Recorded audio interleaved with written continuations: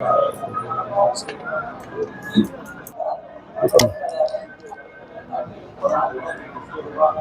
പേര് പ്രസാദ്. എൻ്റെ സ്ഥലം ആറന്മുളയാണ്. ഞാൻ 54ാമത്തെ വർഷമാണ് ശബരിമലയിൽ പ്രൈവറ്റ് ഡിപ്പാർട്ട്മെൻറ്റായിട്ട് ഇരിക്കുന്നത്.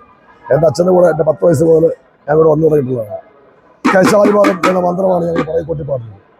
പറയ്ക്ക് മുന്നിലിരിക്കുന്ന ആളിനെ ഭഗവാൻ അയ്യപ്പൻ എന്ന് പറയ്ക്ക് മുന്നിലിരിക്കുന്ന ഞാൻ പരമശിവൻ എന്ന സങ്കല്പമാണ് ഈ പറവട്ടി പാട്ടിൻ്റെ ഐതിഹ്യം. 12 ആഴ്ചകളിൽ അയ്യപ്പൻ ജീവിച്ചിരുന്ന കാലഘട്ടത്തിൽ മന്ത്രിയുടെ ആജ്ഞയും സൈന്യാധിപനും ചേർന്ന് ഭഗവാനോട് നൂലേക്കാൻ ശ്രമിച്ചപ്പോൾ മഹാദേവനായ പരമശിവൻ മനവേലൻ്റെ വേഷത്തിൽ അവിടെ ചെന്ന് ഭഗവാൻ ഉണ്ടായിട്ടുള്ള ദോഷങ്ങളെല്ലാം തീർത്തു എന്നാണ് ഐതിഹ്യം.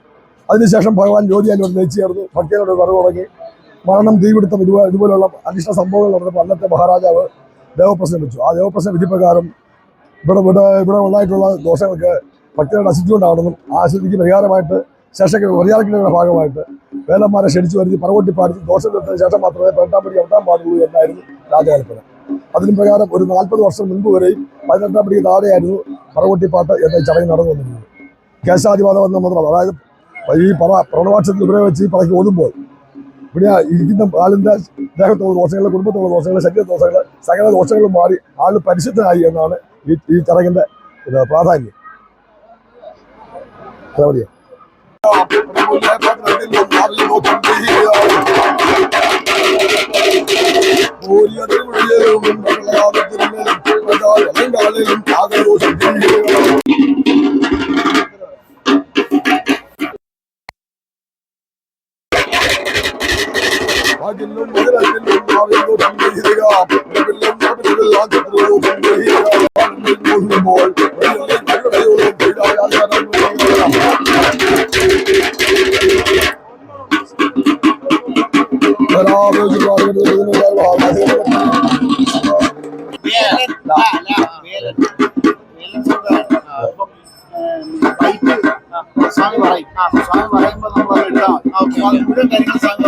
വിശ്വാസമാണ്.